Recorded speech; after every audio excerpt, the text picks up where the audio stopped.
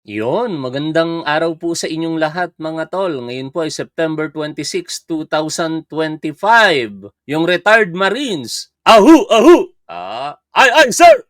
May mga ganong-ganon pa no? Missing in action na ngayon mga tol. No? Hindi na po siya malaman kung nasaan, pero sana naman nasa mabuti po siyang kalagayan. Ito po kasi ang balita mula po sa Bilyonaryo News Channel. The Department of Justice says surprise witness Orly Gutesa was expected at 9:30 in the morning today for an appointment with Justice Secretary Jesus Crispin Remulla but did not show up. May mga ganun palang Marines. Kasi pagkakakilala ko sa mga Marines, matatapang talaga eh. Ay, sir! Ahu! Ahu!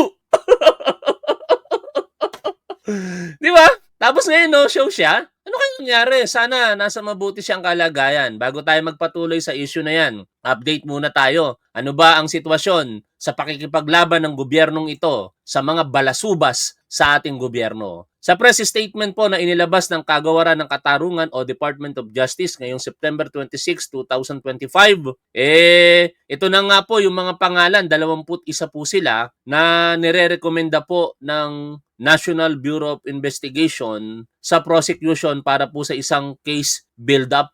Ito ay sina Congressman Elizalde Co, Senator Francis Chis Escudero, Senator Jose Villanueva, Senator Jinggoy Estrada, alias Beng Ramos, alias Mina, Undersecretary Mary Mitzi Kahayon Uy, Mr. Maynard Ngu, former Senator Bong Revilla, Miss Carlene E. Villa, Undersecretary Roberto Bernardo, Engineer Henry Alcantara, Mr. Giancarlo Rivera, Miss Linda Victoria Macanas, Mr. Juanito Mendoza, Miss Sally Nicolas Santos, Mr. Jess Mahusay, alias Andre Balatbat, Engineer Bryce Erickson D. Hernandez, Engineer JP D. Mendoza, Engineer RJ D. Domasig. This recommendation stems directly from the sworn testimonies of Engineer Henry Alcantara, Engineer Bryce Hernandez, Engineer JP Mendoza, and former Undersecretary Roberto Bernardo. Their statements provided the basis for identifying these individuals as having sufficient preliminary links to the acts under investigation. Let it be clear, inclusion in the NBI's recommendation is not a matter of speculation or rumor. It is the result of sworn testimony under oath. If names have circulated outside of these affidavits, those are not recognized by the DOJ or the NBI until such time that they are sworn to under proper proceedings. It hurts. Iiyak ang mga DDS nito pag nagkataon at DD sheets. Bakit? Wala si former Speaker Martin Romualdez. Sa totoo lang kasi, humina lalo yung naging statement nitong si Guteso nang pumutok yung balita kagabi na ito pong nagnotaryo di umano sa kanyang sinumpaang salaysay ay dininay na hindi daw po siya yung nagnotaryo doon. Kaya mahinang-mahina talaga yung kalalabasan nun. At kung mapapansin nyo din po, hindi rin po nakasama si former Senator and Mayor Nancy Binay. We do not know kung ano po ang mga kadahilanan, pero isa lang naman ang nakikita ko dyan. Baka wala pong sapat na basihan para po maniwala ang NBI so far para ipagreklamo sa National Prosecution Service ito pong mga hindi po nakasama sa listahan, such as former Speaker Martin Romualdez and Mayor Nancy Binay. Si Elizalde Co, on the other hand, naglabas po ng pahayag kahapon at siya po ay nangangako daw pong babalik sa Pilipinas pero wala po siyang ibinigay na eksaktong panahon o petsa. Ang sinasabi niya lamang, nalulungkot siya ng sobra sa naging desisyon ng pamunuan ng House of Representatives na kanselahin ang kanyang travel order at utusan sa loob ng 10 araw na bumalik at magtatapos po yan sa September 29, 2025 dito sa Pilipinas. Medyo malalim po ang kanyang hugot sapagkat parang sinisisi niya ang kanyang mga kasamahan sa House of Representatives na sa oras daw po ng kanyang pangangailangang medikal ay pinabayaan siya. Pero nasaan po ba itong si Elizalde Co By the way, ang kanyang anak si Ellis Ko, nakikiusap na rin sa kanya, dismayado ito at pinapauwi na rin po siya. Nasaan si Elizalde Ko ngayon? Ang ating gobyerno sa pamamagitan ng Department of Justice ay magre-request po ng tinatawag na Blue Notice. Ang Blue Notice, ang ibig sabihin po nito, magbigay ng impormasyon sa atin, hopefully, ang Interpol sa isang partikular na individual, in this case, ito pong si Elizalde Ko, kung ito po ba ay nasa kanilang jurisdiction. Ayon po, dito kay Secretary Boying Remulla, pakinggan po natin. As a European, Spain or France, a lot of text messages are coming in that is in France. On that, may Blue Notice that. Well, we're working on it, yes. I'm asking Assistant Secretary Eli Cruz to help us with the Blue Notice. But of course, the statements of Elizalde Ko, we're still digesting them for these to be properly, we're still digesting all of it. Kasi nga, massive information na dumating the past 2 days. And it's not that easy to digest everything. Sir, pakilinaw lang po, pag sinabi pong Blue Notice, ano lang po? Ano yan? To give us information on their whereabouts and how they're going about their business. Para person of interest yan because Interpol is being notified that they are subjects of an investigation, of criminal investigation. So, sir, i-apply pa lang siya. I-apply pa lang. Pero we're working on it already.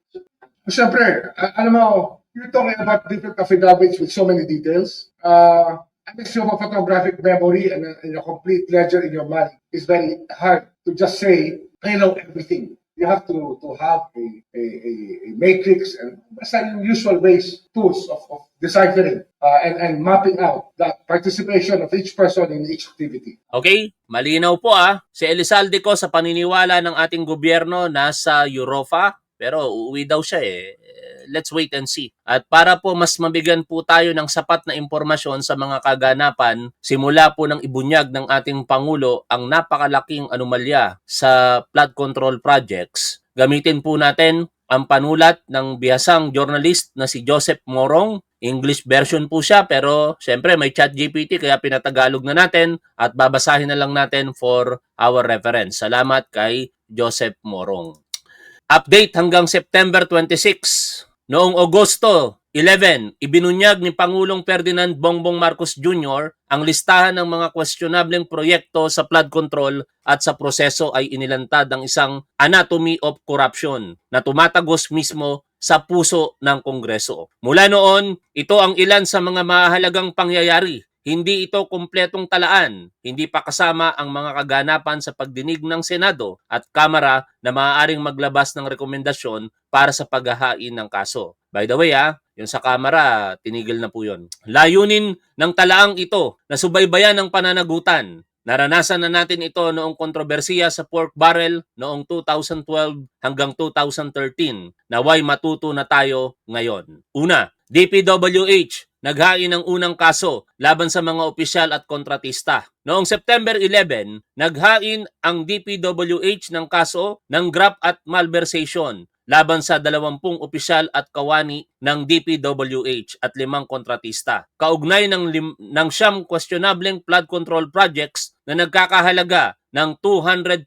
million pesos sa Malolos, Hagonoy, Baliwag, Bulacan at Kalumpit. Kasama sa kinasuhan sina Engineer Henry Alcantara, dating District Engineer Bulacan 1st District. Engineer Bryce Erickson Hernandez, dating Assistant District Engineer. John Michael Ramos, Construction Section Chief. Ernesto Galang, Planning and Design Section Chief. At 15 iba pa. Mga pribadong kontratista na kinasuhan. Cesara Sara Discaya ng St. Timothy Construction Corporation. Maria Angeline Rimando, St. Timothy Construction Corporation. Sally Santos ng SYMS Construction Trading. Mark Alan Arevalo ng Wawaw Builders. Robert Imperio ng IM Construction Corporations. Ikalawa, Court of Appeals nag-freeze ng mga account ng 26 na individual. Sa kahilingan ng DPWH at AMLC, noong September 16, nagpalabas ang Court of Appeals ng freeze order sa 135 bank accounts at 27 insurance policies ng 26 individual na naunang kinasuhan sa Ombudsman. Ayon sa AMLC, dapat iulat ng mga bangko sa loob ng 24 na oras ang halaga ng pondo sa mga account. Unang hakbang ito tungo sa pagkumpiska ng ari-arian kapag napatunayang nagkasala ang mga sangkot. Ikatlo, DPWH binawasan ng budget. Lahat ng lokal na flood projects tinanggal. Noong September 17, nagsumite si DPWH Secretary Vince Dizon ng binagong 625.78 billion pesos budget sa House Committee on Appropriations. Mas mababa ng 29% mula sa orihinal na 881.3 billion pesos. Tinanggal lahat ng lokal na pondong flood control projects. Naiwan ang 15 billion pesos para sa mga proyektong may dayuhang pondo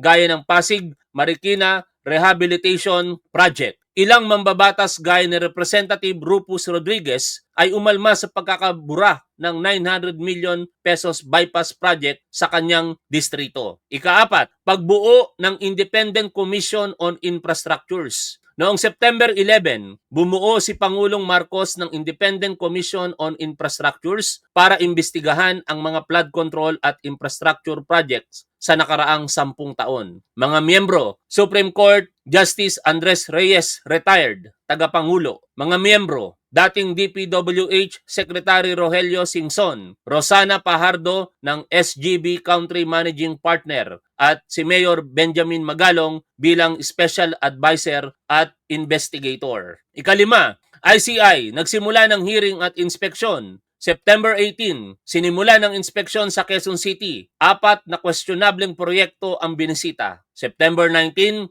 unang pagdinig ng ICI kasama sina dating DPWH Secretary Manuel Bunoan at Engineer Bryce Hernandez. Nagbigay ng tell-all testimony si Hernandez at isinauli ang isang GMC Denali na nagkakahalaga po ng 12 billion pesos. Nangakong isasauli pa ang 2 pang sasakyan. Ika-6, AMLC nakakuha ng ikalawang freeze order. Noong September 19, nakakuha ang AMLC ng panibagong freeze order mula sa CA laban sa 592 bank accounts, 3 insurance policies sa 73 sasakyan at 18 ari-arian. Sabi ni Attorney Matthew David, ang Executive Director ng AMLC, ang lawak ng ari-arian ay nagpapakita ng nakakabahalang saklaw ng katiwalian. Ikapito, ICI Chair Justice Reyes, walang higit sa batas. Noong September 23, tiniyak ni Justice Andres Reyes na ang lahat ay mananagot. Nilagdaan din ng ICI ang kasunduan sa Philippine Institute of Civil Engineers para sa teknikal na pagsusuri ng mga proyekto. Ikawalo, sina Senator Estrada at Villanueva humarap sa ICI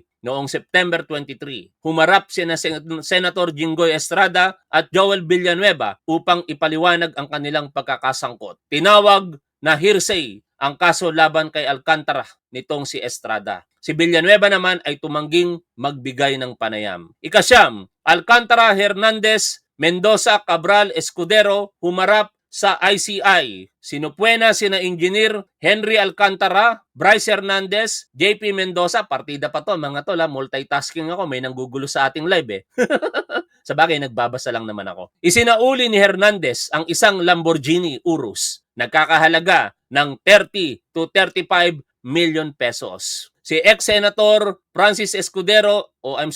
Senator Francis Escudero tinawag na diversionary tactic ang alegasyon ng small committees sa BICAM insertions. Si House Speaker Faustino D. nagsumite ng dokumento mula sa House Infrastructures Committee. Ika-10, DPWH humiling ng pag-freeze ng 5 billion pesos air assets ni Representative Ko. That was September 24. Hiling sa AMLC, i-freeze ang 5 billion pesos air assets ni Representative Elizalde Co at 474 million pesos assets ng 26 na opisyal ng DPWH at mga kontratista. 2 freeze orders na ang nakuha, una sa 135 accounts, ikalawa sa 592 accounts, 73 sasakyan at 18 ari-arian. Ika-11, DOJ nagrekomenda ng case build-up laban kina Co, Escudero, Villanueva, Estrada, Revilla at iba pa. Ito na po yung binasa natin kanina. Inirekomenda ng DOJ ang case build-up laban kina sa mga nabanggit ko na pong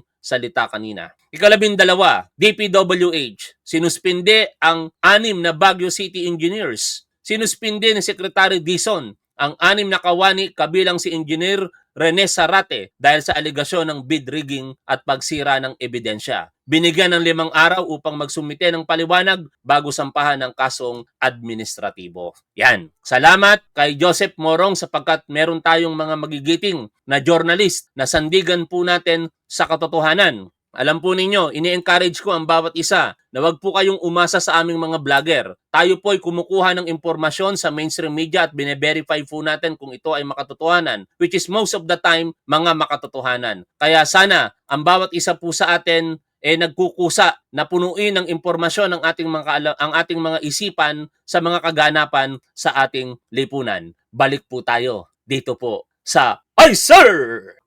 Dito sa Marines retired na si Orly Regala Guteso. Alam po ninyo, ang dami pong mga pahayag tungkol po sa naging kontrobersiya na nag-ugat sa kanyang pagtindig bilang surprise witness ni babanggitin ko sana yung Bulldog pero hindi ko na lang itutuloy, no? Ni Senador Rodante Marcoleta, pero binanggit ko pa rin. Hindi naman siya tinutukoy ko doon.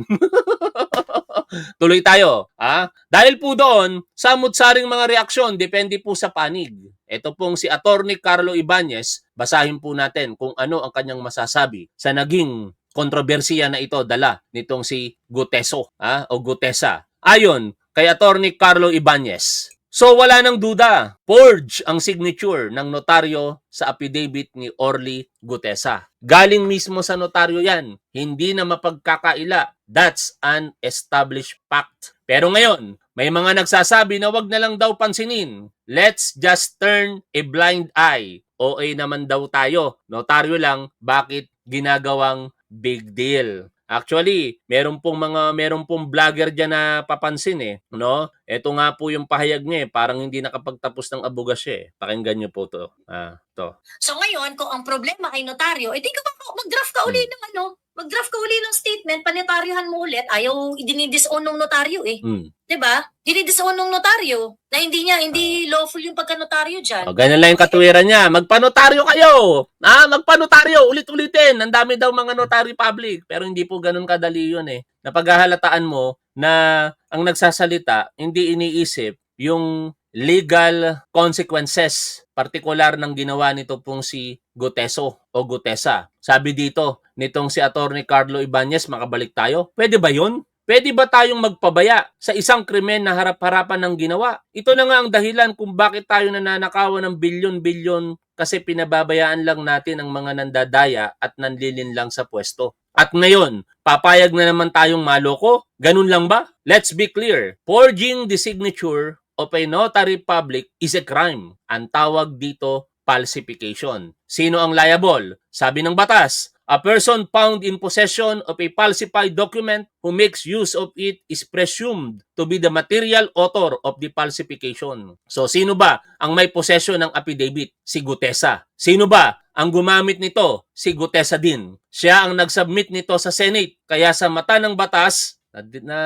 alisin nga natin itong mga papansin. Kaya sa mata ng batas, nasa na ba yung binabasa ko? Siya ang gumawa ng krimen na falsification. Kung ginagamit lang siya ng mga politikong may ibang agenda, kawawa naman siya kasi siya ang mapaparusahan. Ano ang epekto ng forged notary sa testimony ni Gutesa? Notarization converts a private document into a public document. Ito ang nagbibigay ng presumption of regularity, authenticity, and due execution. Kapag forged ang notary signature, nawawala ang public character ng dokumento. Bumababa ang evidentiary value nito. Hindi na siya kasing bigat gaya ng isang tunay na notarized affidavit. Does that automatically mean false end testimony? Hindi naman. Ang dokumento ay nawalan lang ng presumption. Pero ang nilalaman ng testimony, theoretically, maaari pa rin totoo. Pero ito ang problema, credibility. Nagiging questionable ang buong testimony. May kasabihan, Latin na ginamit sa batas. Falsus in uno, falsus in omnibus. False in one thing, false in everything. Ibig sabihin, kapag nagsinungaling ka sa isang bahagi ng salaysay, maaaring ituring na kasinungalingan ang buong salaysay. At dito, malinaw na deliberately napresenta ng peking notaryo ang testigo. That's a lie. That's deception. Kaya buong testimony niya ngayon ay questionable. Ito lang tanong ko, bakit pa kailangang mag-present ng fake notaryo? Napakadaling magpanotaryo. May libo-libong notaryo sa Metro Manila. Hindi mahal, may 200 pesos pa nga na notaryo dyan. Napakadali nitong gawin. Kung magpe-present ka ng affidavit sa Senate, hearing na binabantayan ng buong bayan, bakit mo gugustuhin gumawa ng kalokohan? Isa lang ang sagot, may masamang balak. Sino? Bulldog. Joke. May criminal mind. Bulldog. Joke. Dahil kung madali at mura ang tamang proseso, pero pinili mong mag-pick ng dokumento, ibig sabihin, sinadya mong mandaya. At ngayon na nahuli ka, sasabihin ng iba, wag na lang pansinin. Please, totoo naman ang sinasabi ko. Pwede ba yon? Hindi ito simpleng pagkukulang or pagkakalimot. This was an intentional act. By the way, disclaimer yung bulldog hindi kasama sa panulat ni Attorney Ibanez. Akin lang po galing yung bulldog. Tuloy po tayo sa pagbasa. We cannot turn a blind eye on this. Ito nga ang ugat ng problema natin. Kaya tayo nananakawan ng bilyon-bilyon kasi paulit-ulit tayong nagbubulag-bulagan. Niloloko na tayo harap-harapan at pinababayaan natin. At eto na naman, niloloko na naman tayo. Pababayaan na lang ba natin ulit? Hanggang kailan tayo papayag na lokohin? O yan po sa loobin yan ni Attorney Carlo Ibanez, the rockstar lawyer ng Hey Moonlight. At kanina, tiningnan ko yung post ni Attorney Jesus Palsis. Mga kakamping tong pinagbabasihan natin. Baka sabihin nila, porket kakampi tayo, yun ang opinion natin. Ito, hindi to pabor sa katulad ng dating speaker na si Congressman Martin Romualdez. Hindi sila pabor doon, pero doon lang sila sa katotohanan. At tama naman yung mga point nila dito. DDS, ayaw nyo bang makulong si Saldico at Martin Romualdez? Ano ngayon kung fake ang notarization ng affidavit? Lawyer, paano makukulong? Sabi ng SC, fake notarization reduces the evidentiary value. Mga patama yan ni Attorney Palsis DDS lawyers. Tanim witness si Ontiveros. Walang notarized affidavit ang witness niya. Hindi credible yung testimony niya. Kung matatandaan niyo, ito yung nangyari doon sa issue kay Apollo Kibuloy during the Senate hearing. Ito naman, also DDS lawyers. Fake yung notarization. That's irrelevant. Credible ba din yung affidavit? Kumbaga, pagpapabor sa mga DDS, okay lang sa kanila. Pag hindi pabor, wag. O yan, DDS, you can't bend the law. Erwin Tulfo, also DDS. Ano ngayon, kung falsified yung notarization ng affidavit, pinoprotektahan nyo si Saldi at Martin Romualdez. Di ba mga tol? Nakakatawa talaga itong mga DDS at DD-shits Ngayon, etong si Senador Rodante Marcoleta, nakita ko lang sa TikTok habang ako'y nakahiga dito. Hindi na sana ako magla-live kaso lang naisipan ko mag-live kaya pasensya na. Ito, Marcoleta versus Marcoleta. Like have presence here, but you have to respect the office of the Vice President. That is all. Because that is guided by the tradition. Because that is guided by the tradition. Kahapon po, nagkakapon na sinabi nila, wala na pinagtanong sa office of the President. And that is correct.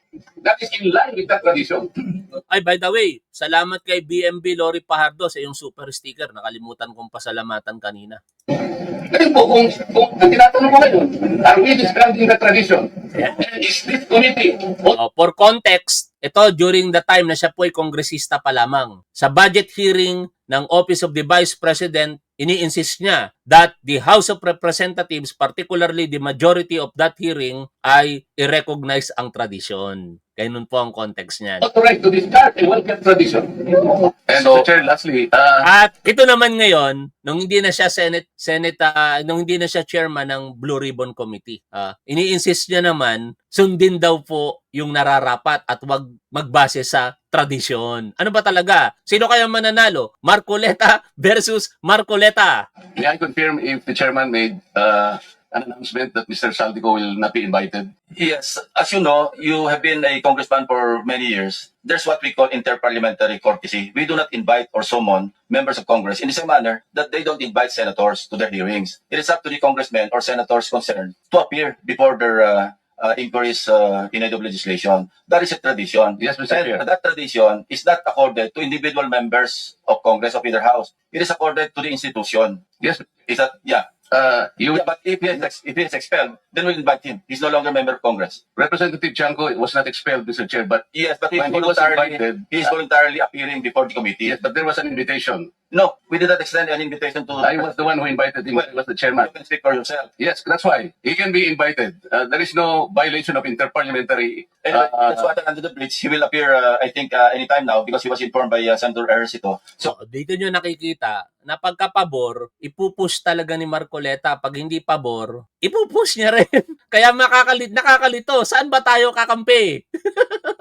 Marcoleta versus Marcoleta. Pero ito pong ginawa ni Gutesa, mga tol, sa totoo lang, ito po ay masusubok ang kanyang kredibilidad. Kung magpapakita pa siyang muli, kasi no show na siya eh. Missing in action ngayon, so to speak. Ito pong si Orly Gutesa, Marines, missing in action, MIA, ano? Mukhang siseryosohin na siya ng mga senador ngayon. Si Senator Panfilo Lacson, di ba, nagpahayag na sa kanyang Facebook page, YouTube channel, X account, na talagang ire-record check nila and background investigation itong si Gutesa. Di ba? Ito sabi po dito, without the courtesy of notice even to the committee chairman, a totally surprise witness in yesterday's Blue Ribbon hearing, a complete record check and background investigation on Orly Regala Gutesa is in order owing to the gravity and seriousness of his testimony yesterday. Kaya titingnan natin ang mangyayari dyan sa susunod na hearing na wala pa pong schedule. Meron din pong pahayag si Senator Erwin Tulfo kaugnay po niyan. Pakinggan po natin. Kagabi po may lumabas na statement mula po dito sa nagnotaryo doon po sa affidavit ni Orly Gutesa, si Attorney Espera. Sabi po niya, peke daw po itong notaryo. I quote, I categorically deny notarizing, signing, or participating in the preparation of the said document.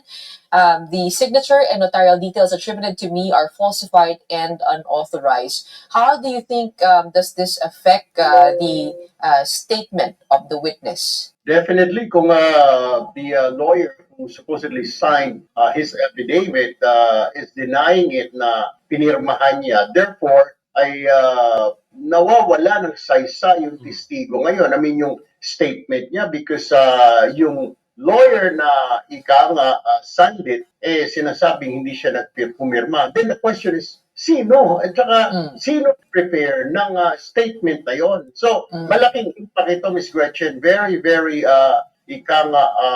surprising at malaki ang medyo mababawasan ang kredibilidad ng Yan observation yan ni Senator Erwin Tulfo. Siyempre, may observation din si Senator Kiko Pangilinan. Pakinggan natin. Magandang umaga po sa inyo, Senator Kiko Pangilinan, and thank you po sa inyo pong panahon despite po ito hong ating sitwasyon ngayon sa kakapusan po ng oras. Good morning, sir. Yes, good morning, Ted, at sa mga nakikinig sa True FM. Magandang umaga. Opo, Senator, alam niyo na po yung development. Meron pong abogado na sinasabi daw po na nag-disclaim doon sa kanyang notaryo sa affidavit po nito si Gutesa. Ano po muna ang iyong reaksyon? Well, kailangan patawag itong abogado na ito at mapaliwanag din si Gutesa paano nangyari ito. Pati yung abogado, mapeperwisyo, ipapatawag na. Dahil hindi biro, no? Forgery, falsification of public documents. Kaya kinakailangan sa susunod na hearing maklarify ito at magkaroon ng pagpapaliwanag. Okay. But legally po, ano po ang bearing nun kahapon na binasa niya yung kanyang affidavit, at siya po nanumpaan naman bilang isa po sa mga testigo po ninyo kahapon in the Senate sa usapin po ng laman ng kanyang binasa sa record po ng Senado? Well, kung totoo, kasi nga, may allegation na hindi siya. No? That's why we have to get that on record. Kasi pag na-establish nga na hindi siya yun, during the hearing under oath, edi maliwan. Opo. na nag-freeze, maliwanag na. Substance. Apo, naputol ho kayo, Senator, na nag-freeze po. Maliwanag ka rin yun, sir, na ano? Hindi valid. Walang scrap of paper lang yung salaysay na yun. And there are legal consequences, siyempre, dahil nga falsification at so kawawa din tong si Ginoong Gutesa dahil mukhang yung mga nasa likod niya ay kung totoo. Kaya nga dapat yung abogado mismo na nagsasabing hindi siya ang notaryo ay humarap. Yari, kawawa si Gutesa, no? Ako di ako naaawa dyan, no? Hindi ako naniniwalang para sa bayan yung ginawa niya. Baka para sa, di ko itutuloy kasi cyber libel yung sasabihin ko eh. Sa akin. Kung totoo yun, hindi maganda para kay Gutesa. At kailangan din niyang magpaliwanag. Okay. Nagpatawag ba ng ngayon emergency meeting man lamang ang Okay?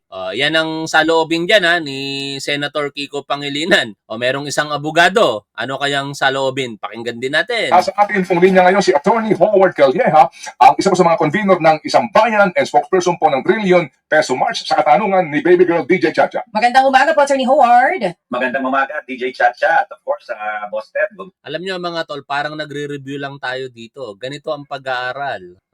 Lahat dapat may reference ka. Hindi yung manggagaling lamang sa utak mo tapos walang kwenta sinasabi mo. No? I am not saying na gano'n ang iba. Pero dapat it's high time now na i-educate po natin ang ating sarili. Piliin po natin ang mga binabasa at pinapanood po natin. Magandang maging masaya, pero mas maganda, masaya ka na, natututo ka pa. Dito sa programa natin, hindi ko alam kung masaya kayo, pero sana natututo kayo.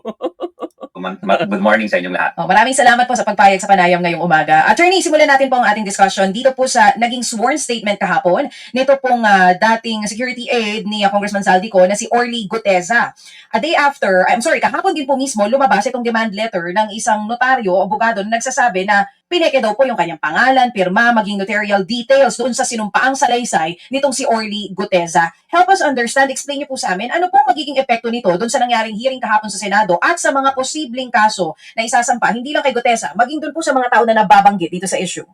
Ang malinaw dito is that kasi kung notarized yan, ibig sabihin under oath, ibig sabihin may perjurious document yan, no? Or ibig sabihin hindi yan tama. Kaya parang nagbibigay ng lamat o ng duda sa dokumento at sa linalaman ng dokumento, meaning yung mga sinabi ni Gutesa. So, kung yan tinatanggi ng notaryo, it gives parang kaduda-duda or hindi natin alam kung paniniwalaan ang katotohanan kasi ang rule natin sa batas kung meron kang konting kamalian, parang nagiging mali yung buong salaysay. So, it gives a question to his integrity and to his statements. Okay. It gives a question to his integrity at doon mismo kung nasa saan po siya, which is the Senate. Pero kahapon po, bago magsimula yung hearing, tama po, di ba, pinanunumpa po itong mga tao na nagbibigay po ng mga pahayag doon sa Senado. May legal way pa rin po ba yun kahit sinasabi na hindi ko pangalan yan, hindi ako nagnotaryo dyan, the fact na nanumpa na siya bago po yung kanyang salaysay? Opo, yung kanyang panunumpa, ibig sabihin kung ano yung sinabi niya doon, he swore to it. Kaso nga lang, when you look at a factual hearing or kung ikaw huwes at titingin ka, magtitimbang ka ng mga ebidensya, titingnan mo lahat ng sinasabi nung testigo, no? O in this case ni Gutesa. So, yung kanyang pagbibigay duda sa kanyang affidavit, sabi ko nga nagbigay ng lamat. Although nag-swear siya, as I said, that only puts question to everything that he says. Hindi naman natin sasabihin lahat yun mali o lahat yun tama. Pero let's be careful kung ano yung mga sinabi niya at wag lang natin tandapin na lahat yung katotohanan dahil In short mga tol, dahil po sa naging issue na ito pong kanyang sworn statement as notarized ay hindi pala naman talaga notaryado, pineki pa, nagkakaroon ng doubt sa kanyang credibility. Maganda rin ang paliwanag ni Attorney Enzo Rector rito. Kanina nakikinig ako sa kanyang live. Pakinggan po natin ito. Tanong sa akin ng mga followers natin, Tony, paano na ngayon yan na piniki ang notaryo ni Gutesa, yung testigo ni Marcoleta? Ano bang epekto niya? O yan, sige, pag-usapan natin. Yan, tanong ni Pinoy Structural Iron Worker sa Canada. Tony, anong pananagutan ni Marcoleta na tanim ebidensya? Hi, kay CFG, shoutout sa inyo. Ngayon din, shoutout din sa mga kabunyog natin sa Barcelona, Spain. Sa mga kabunyog natin sa Barcelona, Spain, no? Magandang araw sa inyong lahat. Kay Ray Bilanghel, nanonood rin sa atin. Doon din sa iyo, kay Ricardo. Paliwanag ko, ano ba ang notaryo? Ano ba ang notaryo? Napaka-importante ba ng notaryo? Ayan. Ito ako, alam nyo naman ako, pag nagpapaliwanag ako, kung ano yung totoo, okay? Kung ano yung totoo. Ganito yan mga kabunyog, mga kababayan. Okay, sa mga hindi nakasubaybay nito, itong si Gutesa, Orly Gutesa, yan nakikita nyo dyan sa kanan. O yan nakataas ang kamay. Yan ay testigo na nag-appear sa hearing ng Senate Blue Ribbon Committee kahapon, September 25. Kaya yan si Gutesa, testigo yan na biglang nag-appear kahapon. Wala sa nakalista ng mga mag-a-appear ng testigo. Yan si Gutesa. Mga kabunyog, wala yan. Wala yan sa nakalista. Kaya lang, ininsist ni Marcoleta na pagsalitain itong si Gutesa. So, siyempre, si Ping Lacson naman, masyado na silang nagkikiskisa ni Marcoleta. O sige, pagbigyan natin yan. O sige, pinagbigyan. Kasi alam nyo naman, lagi nang nagkikiskisan itong si Marcoleta sa si Lacson. Pero dahil si Lacson, wala namang problema kay Lacson. Kasi inaakusahan si Ping Lacson, pinuprotektahan daw sila Romualdez, sila Saldico, si PBBM. O kaya, para hindi mag-isip si Marcoleta ng ganon, ito namang si Marcoleta parang nakakuha ng star witness laban kay Romualdez. Ang gusto talaga nilang idiin dito, si Romualdez. Ang tanong, parang nakakuha ba o kumuha talaga? Nagtatanong tayo. Ang gusto nilang idiin si Romualdez, mas hindi pa si Saldico. Kasi si Saldico, ang dami ng testigo laban kay Saldico eh. Si Bryce Hernandez, si dating District Engineer Alcantara, tapos si dating DPWH Yusek Bernardo, pati si Diskaya. Ano na yan eh? Kumbaga, nalagag si Saldico, hindi na kailangan ng testigo dyan. Nag-uumapaw ang testigo. Pero, syempre, sa parte nila Marcoleta, mga DDS yan, Duterte yan, hindi lang talaga si Saldico ang gusto nila na mapanagot. Actually, ang gusto talaga nila, Romualdez. At kung kailangan pa, hanggang sa Malacanang, si PBBM. Yan yung gusto nilang tumbukin dyan. Siyempre, anti-Marcos yan eh. So, ngayon, dahil wala silang nakukuhang ebidensya, testigo, laban kay Romualdez, naghanap sila. Ito ngayon ang nakuhang testigo. Itong si Gutesa. Kasi dati daw ito, umanong, security consultant ni Saldico. O, yan yung ano dyan. Kumbaga dahil security consultant ito ni Saldico, si Saldico naman malapit kay Romualdez, so anumang pinaggagawa ni Saldico na may kaugnayan kay Romualdez, ay alam nito ni Gutesa. Yun yung assumption dyan. Parang ganun yung pune. Ang trabaho di umano nito ni Gutesa, sila yung nag-i-escort. Kasi dating Marines ito, dating sundalo. O ngayon, sila yung nag-i-escort doon sa mga van na kinakargahan ng pera. At nag-testify itong si Gutesa na pumunta sila sa bahay ni Romualdez doon sa Forbes sa McKinley, sa Taguig. May dala-dala silang maleta ng pera, 35 na maleta, 48 million bawat maleta. Galing yun kay Saldico. Parang ang lumalabas, ay di ba sa mga nakaraan, mali-malitang pera dumarating kay Saldico. Ang pinapalabas dito, hindi lahat yung kay Saldico. Actually, dun sa 46 na maleta, 11 na iwan kay Saldico, yung 35 papunta kay Romualdez. Yan ang testimonya nito ni Gutesa. Ano ang kredibilidad niya? Security siya. Security consultant ni Saldico. Inutusan sila ni Saldico na i-secure yung pagbiyahe ng mga maleta. Yun ang hindi ko matanggap sa totoo lang eh. Sa dahilan nitong sa affidavit niya eh. Nagtataka ako bakit ginamit niya ang salitang security consultant, bodyguard lang naman siya, close-in, security aid, tagabuhat ng maleta. Ang security consultant nag-a-advise, nagbibigay ng rekomendasyon after ng security survey, assessment, di ba? Evaluation. Ganun po ang trabaho nun. Ang laki ng bayad sa kanila. By mere consultation lamang. Tapos ida-downgrade mo sa pagiging tagabuhat ng basurang tinatawag mo. Ang tawag nila dun sa maleta, basura. Pero may nakalagay dun na amount sa bawat maleta. So ngayon, ang ginawa ni Marcoleta, hindi pinaalam kay Ping Lacson bilang chairman ng Senate Blue Ribbon Committee na mayroon siyang testigo. Kumbaga surprise witness ito ni Marcoleta. Ngayon, para maging mabilis, bago pina-appear sa Senado, itong si Marcoleta, si Gutesa, pinagawa na ng affidavit. Ang Tagalogin natin ang sworn affidavit sinumpaang salaysay. Ano ba ang ibig sabihin ng sinumpaang salaysay? Ito, ilinaw ko sa inyo ito mga kabunyog, mga kababayan Ano ba ang sinumpaang salaysay? Ganito yan. Sa aming mga abogado, hindi kami lahat ng abogado nagnunotaryo. Ako, hindi ako nagnunotaryo. Bakit hindi ako nagnunotaryo? Precisely, maraming nadidisbar sa pagnunotaryo. Ayaw ko nang magnotaryo kasi maraming problema sa notaryo eh. Maraming problema sa notaryo. Ano ang problema sa notaryo? Halimbawa, mayroon kang kaibigan, lumapit sa'yo, ipapakiusap sa'yo, attorney, pwede mo bang inotaryo ito? Sasabihin sa'yo, attorney, pwede mo bang inotaryo ito? Ano yan? Deed of sale. Nagbentahan kami ng lupa nung kaibigan ko. Ang problema, wala siya nasa Dubai na siya Nagtatrabaho na dun. Sabi ko, paano yan? sige na, attorney, notaryuhin mo naman to. I-antidig lang natin, palalabasin natin yung mga pitsa na nandito pa siya sa Pilipinas. Ngayon, ano ba ang papel ng notaryo? Publiko, public notary, notary public. Ang notary public, ang nagsicertify Ay, maraming salamat, outsider, sa inyo pong super sticker. Thank you po. na yung gumawa ng dokumento, yung nakapirma sa dokumento, ay nag-appear sa kanya at tinanong niya, ikaw ba? O halimbawa, yung linapit sa akin, halimbawa, papatunayan ko doon na yung nagbenta ng lupa, ikaw, talaga bang bininta mo ang lupa mo sa ganitong halaga? O, ikaw, binili mo talaga ang lupa niya sa ganitong halaga? O, okay. O, sige. O, alam niyo ba itong nakasulat dito sa dokumentong pinirmahan niyo? Oo, sige, okay. O, sige, pirma kayo sa harap ko. O, tapos ako na ngayon ang magnotaryo. Ibig sabihin, papatunayan ko na yung mga nakapirma doon, nakaharap ko, pumunta sa akin. Kilala ko sila. Kung hindi ko man sila kilala, personal, pinakita nila yung mga ID nila na sila yan, sila yun. O, yun yung ibig sabihin ng notaryo. Kumbaga, ito pakinggan ko kayo ng notaryo para mas maintindihan natin ano bang ibig sabihin ng notaryo.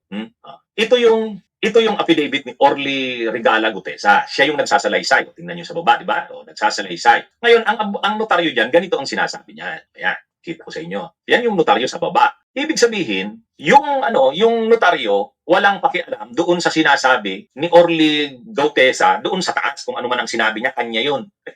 Walang pakialam doon ang notaryo. Tingnan niyo yung nakasulat sa baba kung ano yung sinabi ng notaryo. Ayan. Ito yung notaryo sa baba. Basahin natin ha. Ano bang nakanan? Sinumpaan at nilagdaan sa harap ko ngayong ika-24 ng Setyembre 2025 sa Manila City. At ipinakita sa akin ng nagsalaysay ang kanyang LTO driver's license number N26-11-014735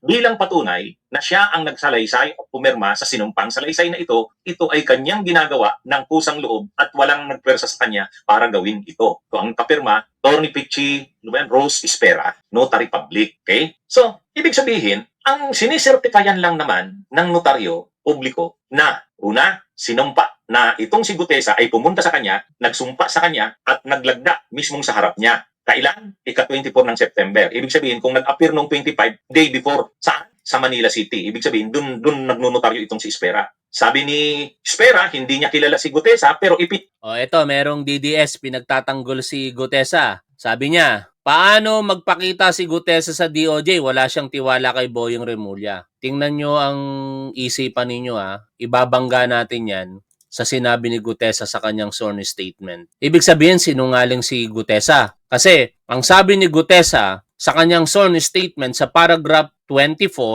kung hindi ako nagkakamali sa pagkakatanda ko, humihingi siya ng proteksyon sa Department of Justice. Tapos sasabihin mo, wala siyang tiwala kay Secretary Boyong Remulla. Bakit siya hihingi ng proteksyon kung wala siyang tiwala? Sa bagay, baka hindi naman kasi siya ang sumulat ng kanyang affidavit. Dahil nung binangga natin yung kanyang affidavit ay iba po doon po sa kanyang sinabi. No? Ito po yung sinasabi niya sa paragraph 24. Hindi ko makita yung mismong affidavit Tayin lang natin darating din tayo dyan. Bakit ba yung fake ang lumalabas? No? Isingit natin kasi merong nagtatanggol Common sense, gamitin niyo yung common sense nyo. Kaya kayo tinatanga ng mga vlogger na DDS Hindi nyo ginagamit yung utak ninyo. Sabi dito sa paragraph 24, bakit mo sasabihin walang tiwala sa Department of Justice? Siya nga mismo nagsabi dito, either sinungaling si Gutesa o kaya hindi siya ang gumawa nito. Paragraph 24, quote and quote, sa huli, ako po ay nagnanais na mapasailalim sa Witness Protection Program dahil alam ko po na manganganib ang buhay ko at ang aking pamilya sa ginawa kong paglalahad na ito. Tapos sasabihin mo walang tiwala. Di ibig sabihin, sinungaling siya. Uulitin ko lang sinungaling siya dahil sinasabi niya rito na gusto niyang mapasailalim sa Witness Protection Program. At mukhang ganun ang nangyari. Dahil nung tinanong siya nitong si Senator Ronald De La Rosa, sabi niya hindi daw siya papailalim, kaya niyo daw protektahan ng kanyang sarili. Kaya pag pinagbangga niyo yung dalawa, sino ang nagsasabi ng totoo? Gutesa versus Gutesa sa affidavit niya paragraph 24 at sa kanyang testimony during Blue Ribbon Committee hearing. Tuloy po tayo sa pakikinig po dito. pinakita ang kanyang driver's license bilang patunay na siya nga ang nagsalaysay at pumirma sa salaysay na yon.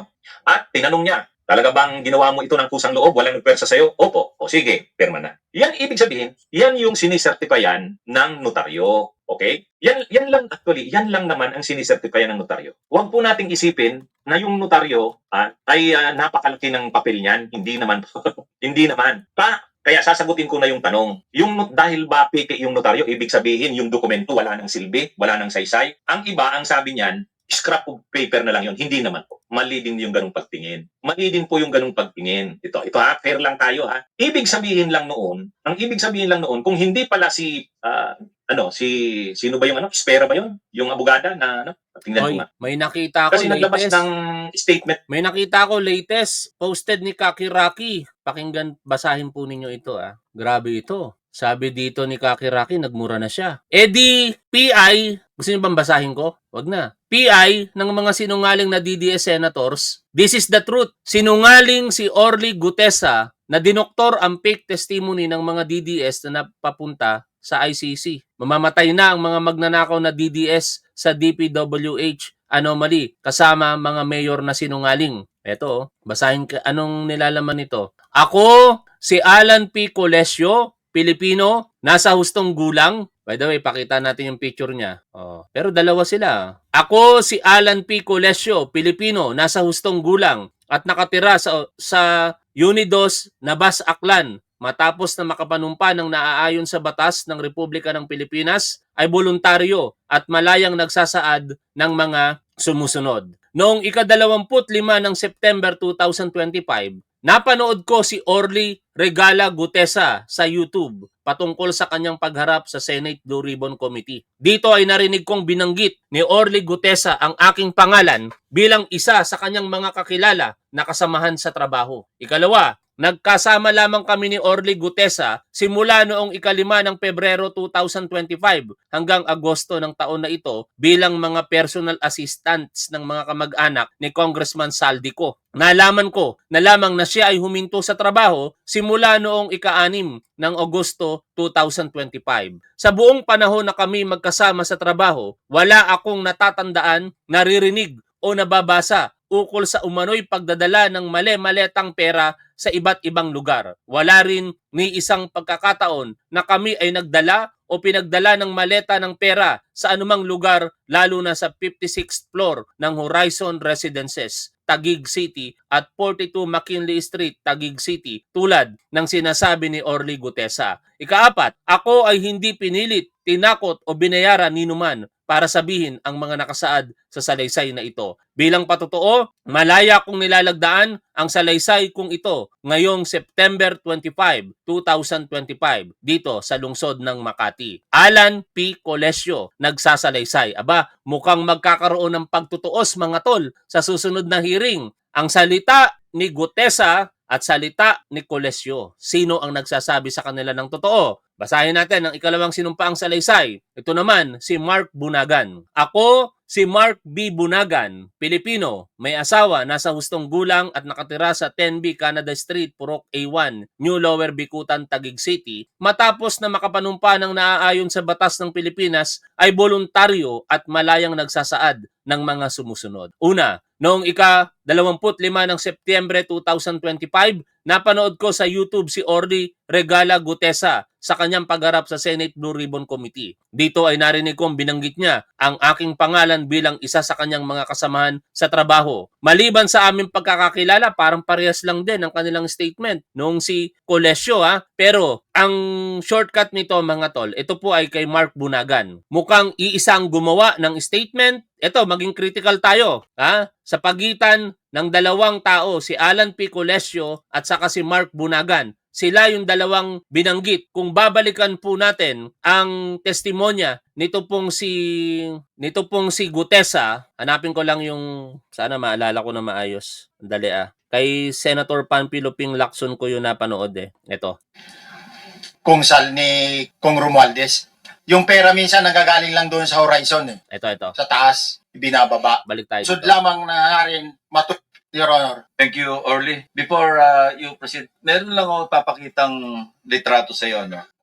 I-confirm mo, kasama na rin si Bryce, kung yan ba si Paul na binabanggit mo. I confirm, Your Honor. Paul, ito ba yung binasa natin? Hindi. O Alan P. Hindi pala, nagkamali ako ng pagkakatanda. Pero tuloy natin ito. Yun nga po, Your Honor. Siya po. Okay, so Yeah, for the record, Sa bagay, etong dalawa pala na ito, nagkamali ako ng pagkakatanda, I'm sorry. Ito pala yung kausapin doon sa sinasabing pinagdadalhan. Ang nagpapahayag naman dito ay mga di umano'y kasamahan na nabanggit nitong si Orly Gutesa. Kaya malamang sa malamang, itong dalawang personalidad na ito, si Alan P. Colesio at saka si Mark B. Bunagan, ipapatawag po ito ng Senado sa susunod na pagkakataon. At pagbabanggain ngayon yan, dito natin malalaman kung sino ang nagsasabi ng totoo. Ito po bang dalawa na kasamahan niya sa trabaho o si Orly Gutesa? Balik po tayo sa pakikinig dito po kay Attorney Enzo. Nga, itong si Espera, Espera ba yun?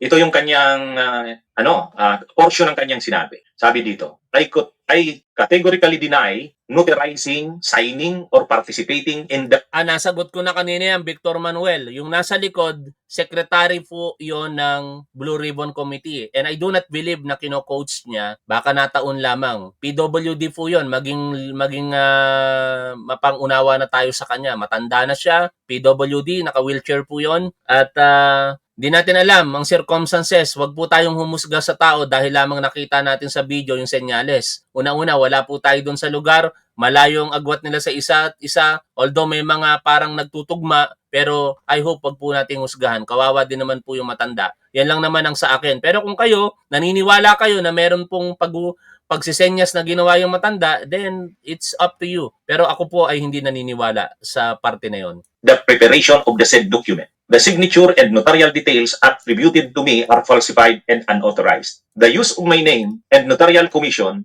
ito bang sinabi niya? Yan, sa baba. The use of my name and notarial commission in connection with the said document is spurious, fraudulent, and injurious to my reputation as a member of the bar and a commissioned notary public. Attorney Pichi Rose G. Espera, September 25, 2025.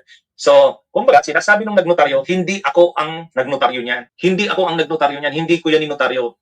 Tinukuri ko, hindi ako ang nagnotaryo niyan. Ngayon, ang tanong, kung hindi siya ang nagnotaryo niyan, sino ang nagnotaryo? Sa totoo lang, ganito yan mga kabunyog. Sa ganito yan. Sa aming mga abogado, ko kasi hindi nagnotaryo. Pero ang mga abogadong nagnotaryo, may staff yan sa opisina niya. Pag may umakyat doon na gusto magpanotaryo, usually naman kung ganyan lang naman ang mga sinumpaang salaysay.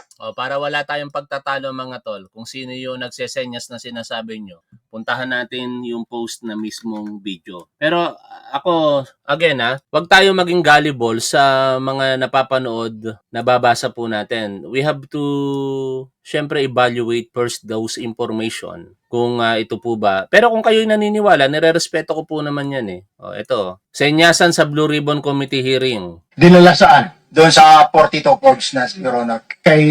Sa bahay mo ni Speaker? Yes, Your Honor. Ilang beses kayo nag-deliver doon? Bisan lang? Ilan? Ako, in my... Ayan yung sinasabi nyo. Kasi 3 naman beses sumesenyas yung lalaki, nakatingin doon sa witness. Siyempre, nagsasalita Ito, staff ito ng Blue Ribbon Committee I do not know kung yan ay abogado o hindi. Basta alam ko, malaki ang kanyang responsibilidad sa Blue Ribbon Committee. Siguro naman, hindi niya tataraidurin ito pong si Senator Ping Lacson bilang chairman ng BRC. Alam nyo naman ang lalim ng intelligence nitong si network nitong si Senator Panfilo Ping Lacson.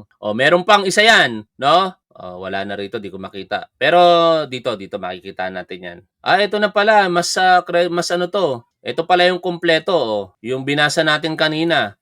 Anyway, lagpasan na natin yung sa matanda. I hope wag nyo na pong pagdiskitahan yung matanda kasi ano po yun staff po yun ng BRC, Blue Ribbon Committee. Yan. Ito po yung ito silang dalawa. Yari ngayon itong si Gutesa kasi nagpakita yung dalawa, no? Malinaw po ito, talagang nagpakita sila. Maglalabanan ngayon sa pagitan ng dalawa at isa. Itong dalawa na to, laban kay nag-iisang Gutesa. Sino ang nagsasabi sa kanila ng totoo? Malalaman natin yan sa susunod. Tuloy tayo sa pakikinig dito.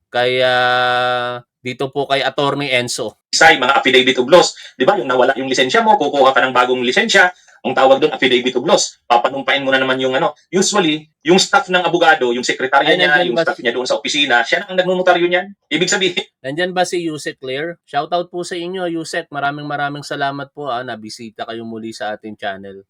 Tinataka na lang yan. Hindi man masela nitong dokumentong to. Nagkaroon po ako ng allergy na sa anit. Ay gusto ko na talagang tuloy-tuloy hanggang 2028 June 30, pinanata ko na yun eh. Biruin nyo, from December 31, 2021 po, kinalbo ko to. And since then, hindi na ako nagpagupit except nagpatrim ako ng bahagya kasi sabi, baka mawala daw yung mga problema sa buhok ko. Hair fall, pangangate, naggastos-gastos na ako, malaki na, nagpaderma pa ako, useless. Kaya pinaputol ko na, pero sayang almost 3 years na lang, June 30, 2028. Hahaba pa sana buhok kasi lang hindi na talaga kaya. Kaya sa mga nag-aalala na nakita niyong putol ang buhok ko, wag po kayong mag-alala. Pag nakita niyo pong tinanggal ko to, doon po kayong mag-alala. Pero malabo pong mangyari yan dahil si Pangulo na nga lang parang pag-asa natin ngayon sa tulong ng mga pinagkakatiwalaang tao niya sa ilalim ng gobyernong ito. Isa dyan si Undersecretary Claire Castro. Kaya wag tayong bibitiw. Pag bumitiw tayo, paano na kinabukasan ng ating mga anak, mga tol? Kung hindi dahil kay Pangulong Bongbong Marcos, wala na. Kung hindi ito pinansin ni PBBM, patuloy na mananalasa ang mga balasubas na ito sa pondo ng taong bayan. Patuloy na lalaki ang pagkakautang ng Pilipinas. I hope sa panahon ng ating Pangulo, medyo malimitahan ang pagtaas ng pagkakautang, which is gano'n naman yung trend ngayon, no? Tapos higit sa lahat, patuloy na lalala ang problema. Pagka gano'n ang nangyari, ang ating mga anak, ang ating mga kaapu-apuhan, pag nagkaroon ng asawa ang ating mga anak, syempre, sila po ang kawawa. Tayo, lilisan dito, makakasurvive tayo eh. E paano na yung mga kaapu-apuhan natin? Kaya yung tamang ginagawa ng ating Pangulo, suportahan natin. Ako, hindi ako masyadong nagko-content sa mga programs ng ating Pangulo, pero monitor ko lahat yan. Ganun pa man, may mga vloggers po na nakapokus dyan. Kung matatandaan ninyo sa Facebook page na PBBM, Pasasalamat PBBM, sa pangunguna ng 3 personalidad na sina Yayam Dizon, si Palerista at si Kakopi, nakapokus sila sa mga programa ng ating Pangulong Bongbong Marcos. Marami ding nagko-content na mga kasamahan nating vlogger, particular dito sa YouTube, katulad ng United Philippines at yung isang nurse. Hindi ko na matandaan ang pangalan nila pero panoorin nyo po sila kung gusto nyo pong nakapokus doon po sa mga programa. Pero dito po sa atin, dito tayo sa highlight ng mga nangyayari sa ating lipunan sa kasalukuyan sapagkat mahirap pong mabiktima ng kasinungalingan. Pag tayo po'y hindi nag-iisip, pag tayo po'y hindi naging critical sa mga impormasyon na tinatanggap po natin, baka kinalaunan, matatanga na po tayo. Sorry for the word, nandito si Attorney Claire eh. Pero pasensya na, ganun talaga ako dito eh.